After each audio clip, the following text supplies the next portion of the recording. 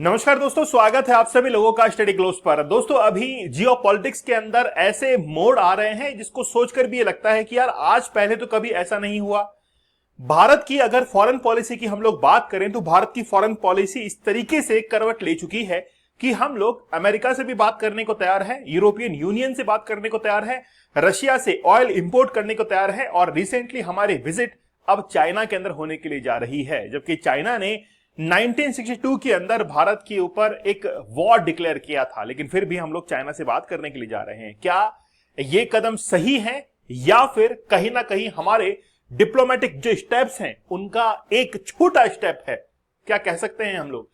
आप देखिए कि अभी ईरान के ऊपर इतना जबरदस्त हमला किया इजराइल ने। ईरान की जो न्यूक्लियर फैसिलिटीज थी उसके ऊपर B2 बॉम्बर ने कई हमले किए, ईरान की न्यूक्लियर फैसिलिटीज को तबाह किया और अब जाकर ईरान इस बात के लिए राजी हो चुका है कि वो अब न्यूक्लियर टॉक करेगा with Germany, with UK, with France, इनके साथ में बातचीत करने को तैयार हो चुका है।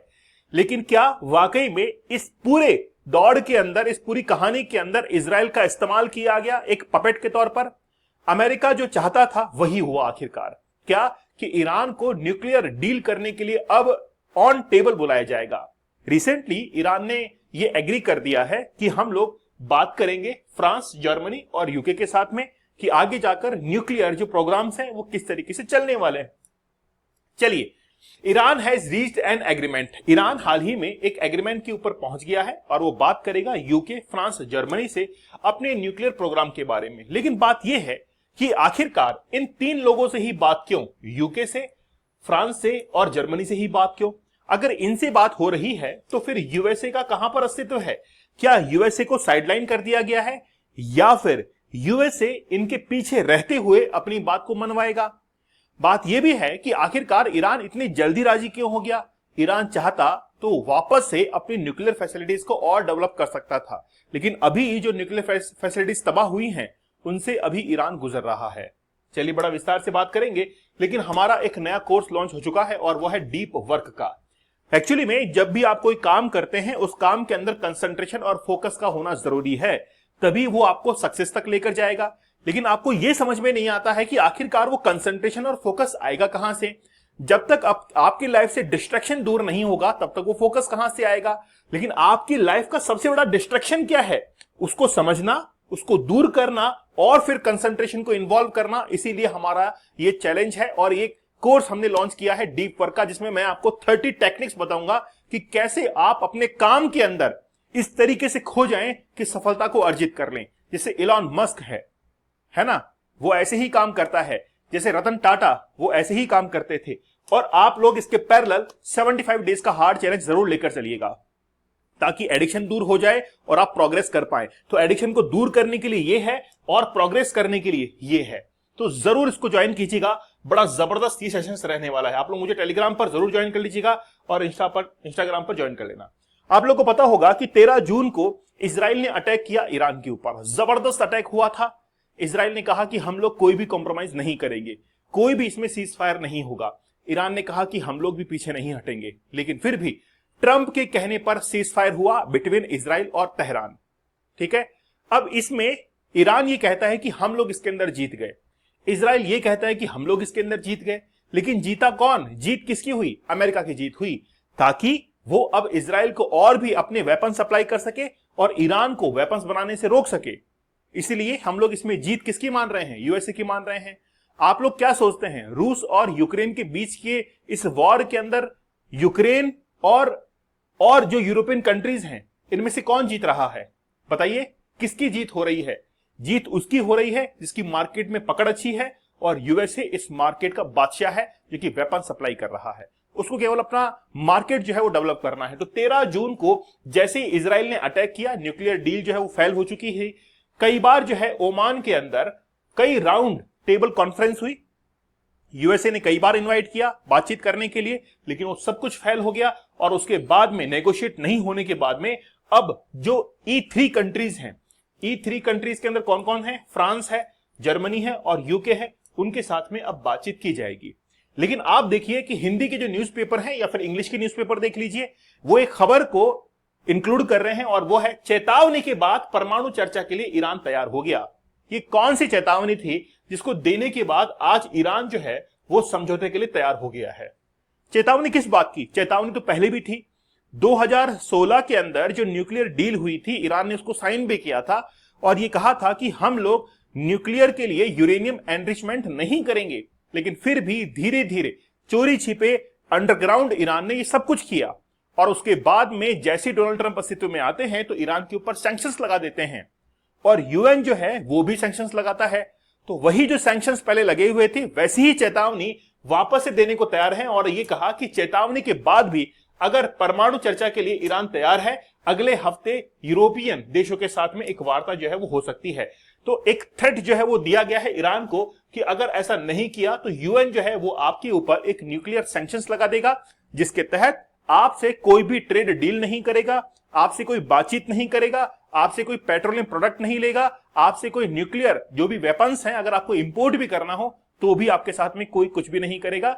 इस तरीके की चेतावनी जो है यूएन के द्वारा दी गई, जिसको स्नैप बैक कहा जा रहा है। स्नैप बैक मतलब जो पहले सैंक्शंस था उसको वापस से इंपोज करने की धमकी जो है वो दी जा रही है। ठीक है, अब देखिए ट्रंप ये कह रहे हैं बेसिकली कि अगर ईरान नहीं सुधरा, मतलब ईरान ने वापस से न्यूक्लियर साइट को डेवलप करने की कोशिश की, तो हम लोग नई न्यूक्लियर साइट्स को भी डैमेज कर देंगे। जिस तरीके से हमने B2 बॉम्बर का इस्तेमाल करके पहले वाली न्यूक्लियर साइट्स को तबाह कर दिया था, और यह भी ट्रंप ने धमकी दी थी कि हमको पता है कि ईरान का जो तानाशाह है, सुपर लीडर है, वो कहां पर छिपा हुआ है, किस अंडरग्राउंड के अंदर छिपा हुआ है। तो हमारे पास में वो बॉम्ब्स हैं, वो मिसाइल्स हैं जो कि लगभग 60 मीटर, 70 मीटर या 100 मीटर नीचे जाकर भी उस बंकर को तबाह कर सकती है जहां पर अयातुल्लाह खौमेनी छिपा हुआ है। अब बात ये सबको समझ में आ रही थी कि अमेरिका ऐसा हमला कर सकता है और उसने किया भी। B2 बॉम्बर से ईरान की न्यूक्लियर फैसिलिटीज के ऊपर हमला किया। अब ट्रंप ने वापस ये धमकी दी है कि अगर ईरान ने अपनी न्यूक्लियर साइट को डेवलप किया या नई न्यूक्लियर साइट्स बनाई तो हम लोग उनको भी तबाह कर देंगे। ऐसी जो है चेतावनी वो ट्रंप के द्वारा दी गई है कि न्यूक्लियर फैसिलिटीज जो है वो नहीं बननी चाहिए, हम लोग नहीं बनाने देंगे।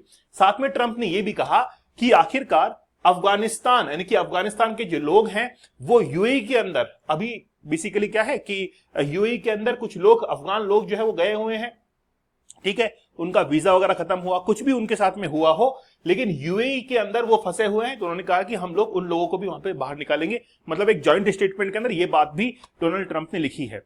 अब बेसिकली डोनाल्ड ट्रंप के नहीं होने के बावजूद भी ये जो डील है किसके बीच में, ईरान और E3 के बीच में, ये कब होने जा रही है? लगभग 25 जुलाई के आसपास होगी। कहां पर होगी? क्या यूरोप में होगी? नहीं, ये ओमान के अंदर ही होने के लिए जा रही है। और अगर ये सक्सेसफुल होती है तो इसके क्या रिजल्ट्स हो सकते हैं?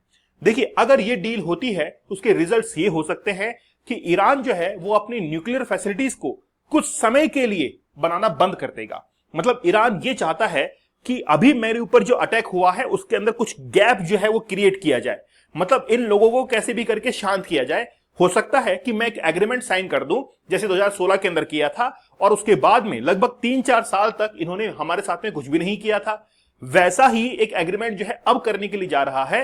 तो इसको एक टाइम गैप मिल जाएगा, टाइम फ्रेम मिल जाएगा, उसके बाद में अपनी प्लानिंग अच्छे से कर सकता है। इसीलिए आज ईरान इस बात के लिए राजी हो चुका है कि वो एक ट्रेड डील करे या न्यूक्लियर डील करे, ताकि उसको कुछ समय मिल जाए और आगे जाकर वो बहुत बड़ा जो है वो कर सके। ठीक है, अब ईरानियन जो न्यूक्लियर प्रोग्राम है इसको बंद करने के लिए या फिर इसको कमजोर करने के लिए अभी ये डील हो रहा है, एग्रीमेंट हो रहा है। लेकिन बात यह है कि आखिरकार ये जो एग्रीमेंट है इन 3 देशों के साथ में ही क्यों? 2015 के अंदर joint comprehensive plan of action, जिसको JCPOA कहा जाता है, इसको 14 जुलाई 2015 को किया गया था ऑस्ट्रिया की कैपिटल वियना के अंदर, जिसमें P5+1 कंट्री जो है उसमें शामिल थे। इसके अंदर permanent member of United nation security council के वो लोग शामिल थे, यूके शामिल था, यूएस शामिल था, रशिया शामिल था और प्लस जर्मनी शामिल था। इनके साथ में एक डील हुई थी और वो डील ये कहती थी कि हम लोग ईरान न्यूक्लियर डील जो है या फिर ईरान के न्यूक्लियर फैसिलिटीज बना रहा है इसको कहीं ना कहीं रेस्ट्रिक्ट कर सकते हैं। इसको लेकर एक डील हुई थी। वही डील जो है वो आज वापस से होने को जा रही है और वो जुलाई के अंदर होगी। लेकिन बात यह है कि आखिरकार यूरोपियन यूनियन या फिर E3 कंट्रीज को ऐसा क्या कंसर्न है या उनको ऐसी क्या जरूरत आन पड़ी है कि वो आज इस डील को साइन करने के लगे हुए हैं। मतलब यूएसए करता तो बात समझ में आती, इजराइल करता तो बात समझ में आती, लेकिन यूरोपियन यूनियन की कुछ कंट्रीज, मेनली 3 कंट्रीज जो कि इस डील को करने को तैयार है, उसके पीछे रीजन ये है कि some European companies operating in the Iran. मतलब यहां पर और कुछ भी नहीं है, सीधा सीधा पैसे की बात है कि यूरोप का बहुत बड़ा पैसा ईरान के अंदर अटका हुआ है। ईरान के अंदर ऐसी बहुत बड़ी बड़ी कंपनीज काम कर रही है यूरोप की, जो कि आज मोटा पैसा कमा कर देती है फ्रांस को, जर्मनी को, इटली को। आप लोग देख सकते हैं कि फ्रांस की लगभग 38 कंपनियां आज ईरान के अंदर काम कर रही है, जर्मनी की 35 कंपनियां और इटली की 21 कंपनियां। इसके साथ में ही यूके की 16 कंपनियां हैं, उसके साथ में स्विट्जरलैंड की 8 कंपनियां, स्पेन की 7, डेनमार्क की 6, नॉर्वे की 6, चेक रिपब्लिक की 6। इसके साथ में ही आप देखिए Macedonia, Netherland, Sweden, Austria, Finland, Poland, Romania, Cyprus, सबकी कंपनियां आज ईरान के अंदर काम कर रही है। अगर ये डील नहीं होती है तो इन कंपनियों को बहुत बड़ा नुकसान हो सकता है, या हो सकता है कि उनको ईरान से ही विड्रॉ करना पड़ जाए और उनका बिजनेस ठप हो जाए। इसलिए यूरोपियन कंट्रीज को बहुत बड़ा सेटबैक मिल सकता है और उसी सेटबैक को रोकने के लिए आज ये E3 जो कंट्रीज हैं, तीनों कंट्रीज आज बातचीत करने को तैयार है ईरान के साथ में। हो सकता है कि एक मिनिमम जो लिमिट होती है उसके अंदर ईरान को न्यूक्लियर फैसिलिटीज को विकसित करने का एक मौका मिल जाए। देखिए क्या होता है कि न्यूक्लियर जो साइट्स होती हैं उनको वो तभी चला सकता है जब यूरेनियम का एनरिचमेंट हो, और यूरेनियम का एनरिचमेंट 99% तक अगर हो जाता है तो फिर उससे कोई भी न्यूक्लियर वेपन्स बनाए जा सकते हैं। तो ये हो सकता है कि ईरान के साथ में डील हो कि आप 99% मत करो, आप 50% तक कर लो, ताकि आपके न्यूक्लियर पावर प्लांट जो है वो चल सके और आप वेपन नहीं बना सको। तो देखते हैं कि डील में क्या होता है। लगभग 25 जुलाई के आसपास ये डील होने को है, उसके बाद में उसके रिजल्ट जो है वो सामने आएंगे। लेकिन बात है कंक्लूजन की, बात है रिजल्ट की। यूएसए के बिना क्या ये सब कुछ संभव हो पाएगा? देखिए, अगर कोई सॉलिड स्टेप लेना है तो वहां पर यूएसए का होना जरूरी है। कल को यूएसए जो है वो यही कह देगा कि हमारी मौजूदगी के अंदर कुछ भी नहीं हुआ है, इसलिए हम लोग इस डील को नहीं मानेंगे और यूएसए जो है वो ईरान के ऊपर कंप्लीट सैंक्शंस लगाएगा। तो जब तक यूएसए इस डील में शामिल नहीं होगा तब तक ये डील बेकार है। इसके ऊपर जो भी कोई शर्तें हैं, कंडीशंस हैं, वो सब बेकार है। तो यूएसए को इसमें शामिल करना जरूरी है और यूएसए के साथ में ही ये मीटिंग होनी चाहिए, अन्यथा ये सब कुछ एक दिखावा है, ऐसा कुछ भी नहीं होगा। आप लोग का क्या मानना है? मुझे आप लोग कमेंट सेक्शन में जरूर बताइएगा कि क्या वाकई में इंटरनेशनल जियोपॉलिटिक्स अब किस और देख रही है। वो क्या यूनिपोलर है, वो क्या बाइपोलर है, वो क्या मल्टीपोलर है, या फिर इससे भी बाहर कुछ है? तो आप लोग मुझे कमेंट सेक्शन में जरूर बताइएगा। दोस्तों, हमारा डीप वर्क ये जो कोर्स है वो लॉन्च हो चुका है। आप लोग इसमें समझेंगे कि फोकस की पावर क्या होती है। इसमें मैं आप लोगों को 30 टेक्निक्स बताने वाला हूं जिनको Bill Gates, Ratan Tata, Mark Zuckerberg, Elon Musk सबने अपनाया है और एक कॉमन टेक्निक है, लेकिन हो सकता है कि आप उससे रूबरू ना हो, तो आप जरूर इसको ज्वाइन कीजिएगा। आपको कूपन कोड यूज करना है फोकस, जिससे आप लोगों को डिस्काउंट प्राइस में ये मिल जाएगा और आप लोग इसमें 30 डेज तक जबरदस्त टेक्निक को इस्तेमाल करेंगे। आप लोग 75 डेज के हार्ड चैलेंज को भी एक्सेप्ट करना, ताकि आप लोग एडिक्शन से बाहर निकले। तो एक तरफ तो आप लोग एडिक्शन से बाहर निकलिए और दूसरी तरफ अपनी लाइफ को ग्रो कीजिए। इसीलिए मैंने को रिलेटेड ये कोर्स जो है वो चलाया है। टेलीग्राम पर दीपक इंद्र ऑफिशियल मुझे ज्वाइन कर लीजिएगा और इंस्टाग्राम पर भी आप लोग मुझे ज्वाइन कर सकते हैं। तो मिलते हैं आप लोगों से अगले सेशन में, तब तक धन्यवाद, थैंक यू, जय हिंद।